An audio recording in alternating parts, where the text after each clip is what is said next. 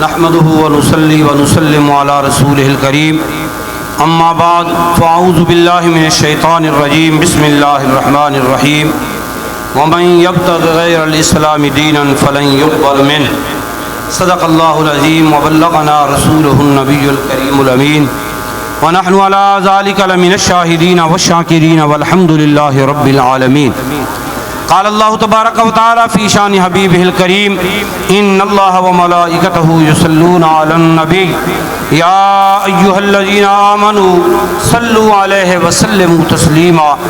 الصلاة والسلام عليك سيدي يا رسول الله وعلى آلك واصحابك يا حبيب الله. الصلاة والسلام عليك يا رحمة للعالمين وعلى آلك واصحابك يا خاتم النبيين. آج 10واں دن ہے جی، 10 دن مکمل ہو چکے ہیں لانگ مارچ کو. ہم جس شہر میں پہنچتے ہیں دل میں خیال آتا ہے یہ اس شہر کا بہت بڑا استقبال ہے، شاید اتنا بڑا استقبال اب آگے نہیں ہوگا. جب اگلے شہر پہنچتے ہیں تو وہ پچھلے استقبال سے بڑا استقبال ہوتا ہے. ایسے یقین مانے جب ہم حیدرآباد پہنچے ہم نے سمجھا اب اس سے بڑا استقبال کیسے ہوگا. جب لاڑکانہ پہنچے تو ان لوگوں نے اخیر کر دی. اب جب ہم بہاولپور پہنچے سبحان اللہ آپ لوگوں نے ریکارڈ توڑ دیا ہے. لبیک لبیک یا رسول اللہ لبیک لبیک لبیک یا رسول اللہ لبیک لبیک. اور اس کی برکت بھی سامنے آ رہی ہے. اعلان ہوا تو 12 روپے پیٹرول سستا ہوا. آپ کچھ دیر چلے 8 روپے مزید سستا ہو گیا. آپ تکڑے رہیں انشاءاللہ اپنی قیمت پر لائیں گے ان کو. ہمیں ہمارے امیر محترم نے فرمایا ہر چیز کو سستا کرنا پڑے گا.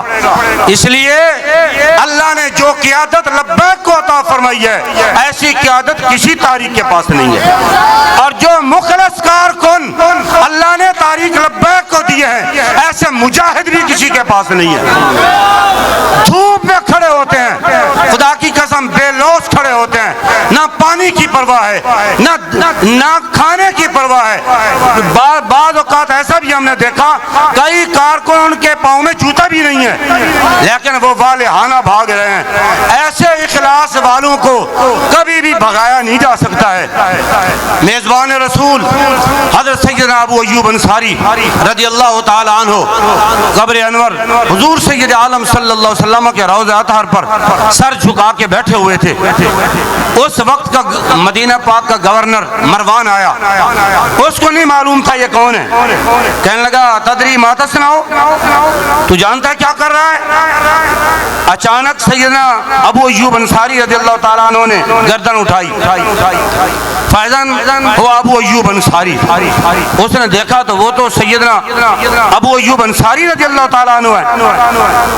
آپ نے فرمایا نعم جئت رسول اللہ، میں اپنے آقا و مولا کے پاس آیا ہوں. ولم آت الحجرہ، کسی پتھر کے پاس نہیں آیا.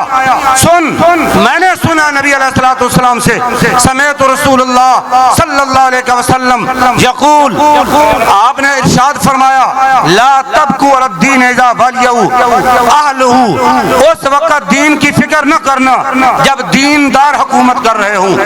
ولکن ابکوا اذا ولیہ غیر اہلہ، اس وقت رونا، اس وقت پریشان ہونا، اس وقت میدان میں آ جانا جب دین کے غدار حکومتیں کر رہے ہو.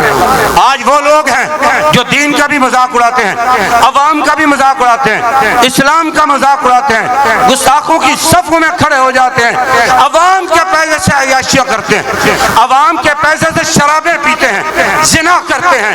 آج ہم ان کے ظلم کا پنجہ توڑنے کے لیے آئے ہوئے ہیں، فقط عوام کا مقدمہ لڑنے کے لیے آئے ہوئے ہیں. اے سننے والوں یہ تو پہلے ہی میدان میں ہے، جو گھروں میں بیٹھے ہوئے ہو میدان میں آ جاؤ.